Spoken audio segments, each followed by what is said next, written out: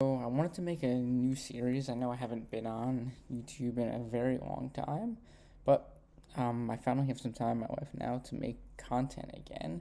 And I thought what would be interesting is to look at ketamine, and not necessarily making analogs of ketamine, but moreover looking at how you can make or discover compounds that are pharmacologically similar to ketamine but aren't yet discovered using a workflow that I've been using for a few years now and kind of have developed, experimented with, and have something that functionally works, which is high throughput screening.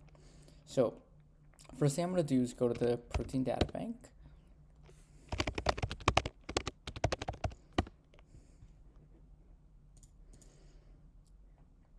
As you may remember, the protein data bank is a online database where you can find protein structures that are experimentally validated and accepted in science as peer-reviewed publications. It's a free public server that holds all of the files that are validated via experimental biology. And I'm going to just search ketamine in the top search bar. And as we can see, there's quite a few PDB files that have ketamine bound, but I am specifically looking for this particular structure, 7EU7, structure of the human GLUN1, GLUN2A, NMDA receptor in complex with S-ketamine, glycine, and glutamate. This is the structure that I'm going to be using for this whole series of videos and talking about compounds that would be likely to, let's say, mimic ketamine, although you'd have to test them via animal testing to prove this, or human testing. But I kind of want to show you how to go through the screening process of compounds using this PDB file.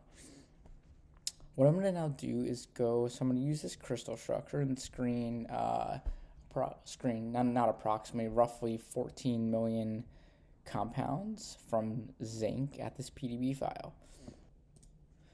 So first thing I'm going to do is go to my research computers. The computer I'm recording from is not a research computer. It's a standard MacBook. All of my research computers are located in my office at work. So I'm going to remote log into those. I'll remote log into one of those computers.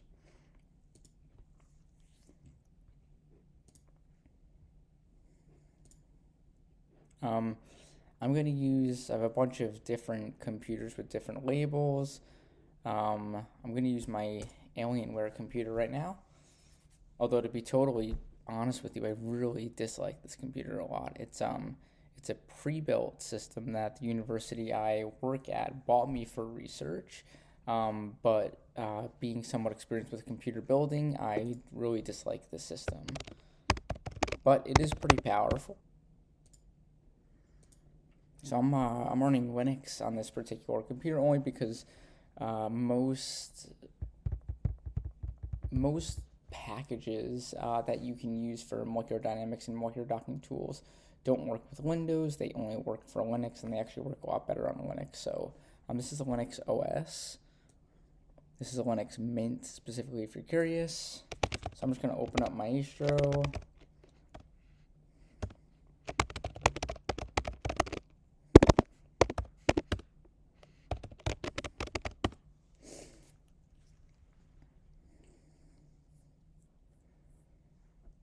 Okay, the PDB file I'm going to be using is 7E, we have 7EU7.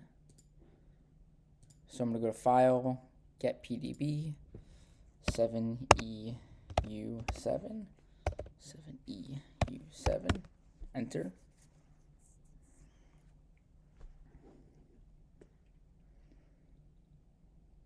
Okay, being that this is an NMDA receptor, I believe. NMDA receptor, yes. Okay, a much larger protein than I'm used to.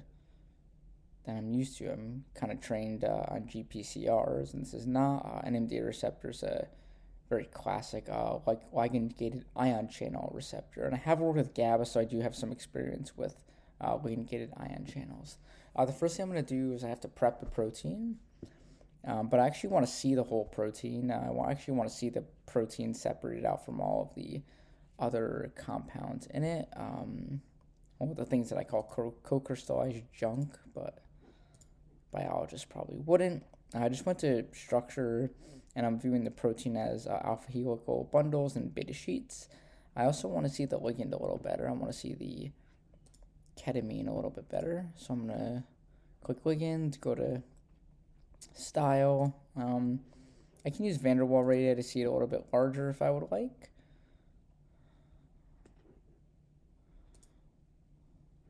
Okay, there's the ketamine and the binding site, if you're following along. I'm going to prep this protein. I'm going to type in the protein prep wizard.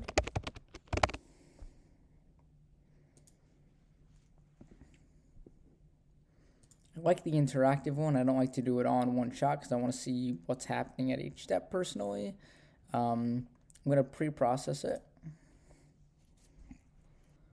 Been working a lot with cancer targets lately, which is far away from the thing that I usually have been interested in, which is, let's say, psychoactive molecules. Being that ketamine is psychoactive, I did want to talk about this, and therapeutically, as all of you guys probably know if you're watching my channel, ketamine is quite therapeutic in terms of depression. And the mechanism, I'd say, is kind of unknown but interesting, because if you think about the types of therapeutics that people use for depression, PTSD, it seems like a lot of it's within the psychedelic compounds, combination of talk therapy and the user having their own experience. But with ketamine, it's, as all of you guys know, it's pretty much given IV, and the individual taking the compound has their own experience under this compound, and somehow that seems to alleviate depression. The effects don't seem to last forever like with psychedelics. They do have sort of a critical window period of a few weeks. Although one paper I read seemed to allude that the longer the trip, like with something like Ibogaine, which has a relatively long experience on the user, those seem to have the longest lasting antidepressant effects. And also things like LSD, which is a fairly longer acting psychedelic.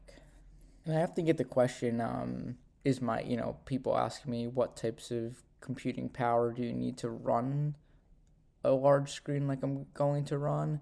And I mean, to be honest, if you're careful about the way you load the molecules in and prepare everything, you can run it on a fairly, I don't want to say low powered system, but you can run it on a fairly budget friendly system. What I've learned though is that the thing that seems to crash or, inhibit how many molecules you can run is the amount of RAM in the machine. And therefore all of my DDR4 computers are maxed out with 128 gigabytes of DDR4 RAM. Right now, that's a somewhat difficult thing to deal with as RAM prices are astronomically high. But luckily, I built all these systems in 2020, 2021, just after I finished PhD and was learning about building computers. So I'm pretty okay, and for that reason, I'm not upgrading to DDR5, because getting 120 gigabytes of DDR5 would cost well over $1,000, which seems not worth it. And the systems I have are pretty good. I've kind of optimized and tuned them to be able to run what I want to run. Okay, the pre-process step is done. If you do want to see the output of the pre-process step, if you go to table, you'll see it's been pre-processed.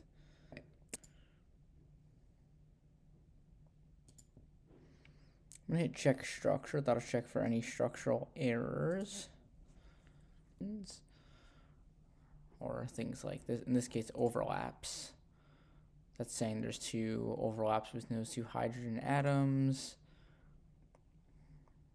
Same thing over here. Okay, but that's okay because we don't have any alternate positions, do we? I was hoping I could show you guys what the alternate position amino acid residues looks like, but that's fine. Overlapping atoms, the optimize H-bond assignment step in the workflow will fix most of them, clean up, automate Minimization should fix the rest. Any remaining can be manually corrected in the 3D tool. But we're okay though.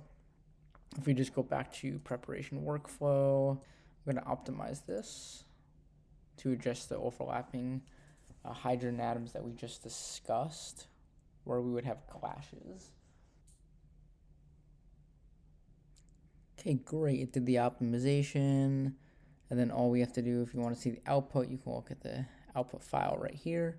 I'm not going to look at it. I'm just going to do the last protein prep step, which is to clean up, which runs a local restrained minimization. It'll usually lead to a slightly better fit between the ligands and the protein.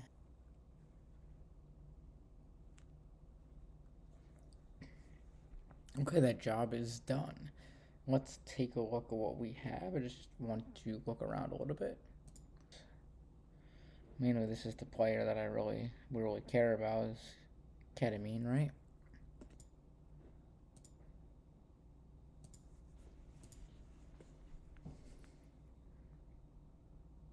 What's nice is there are a lot of amino acids in the binding pocket that you can pick up molecular interactions with. Particularly if I kind of just scan through hydrogen bonding is what I'm thinking about. I mean, potentially aromatic with the tyrosine.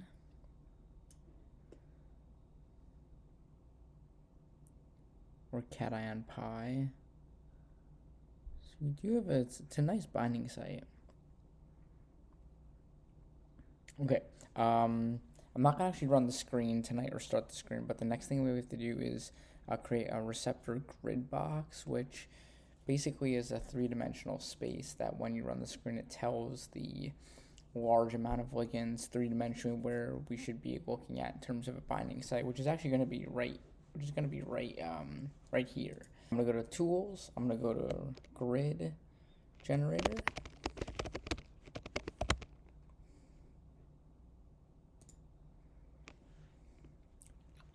Okay.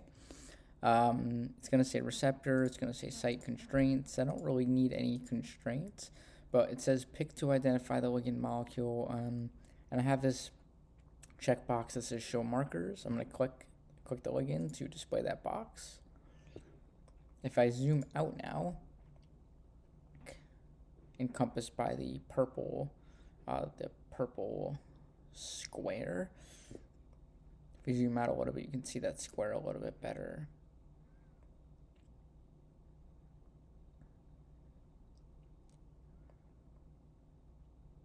Okay, let's go back before we run that job. Okay, under the advanced settings menu, you can go to settings that, under site, if you go to advanced settings, it will give you this inner box, and it says the inner box usually defaults 10 by 10 by 10. So basically what it's saying is that within this 10 by 10 by 10 angstrom box, that's where when you run the large screen, it's going to try and fit those experimental compounds into the receptor binding pocket. And 10 by 10 by 10 is the MySure default, and that's worked really well for me in a lot of screens, so I'm going to press OK.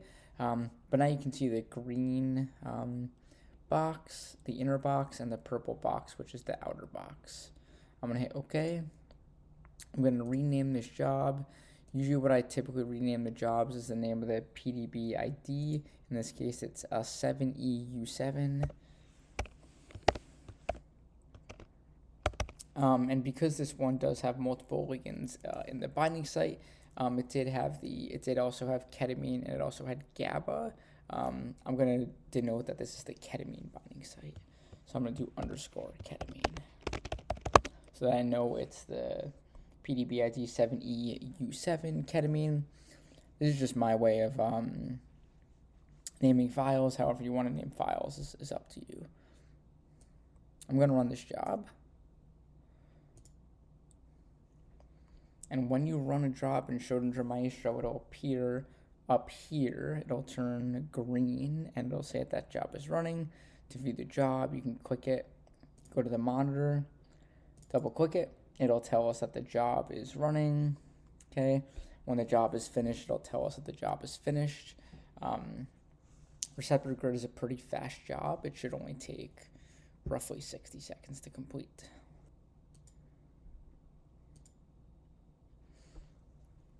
I usually leave it default like this so that I can see when the job is complete while also seeing the PDB ID.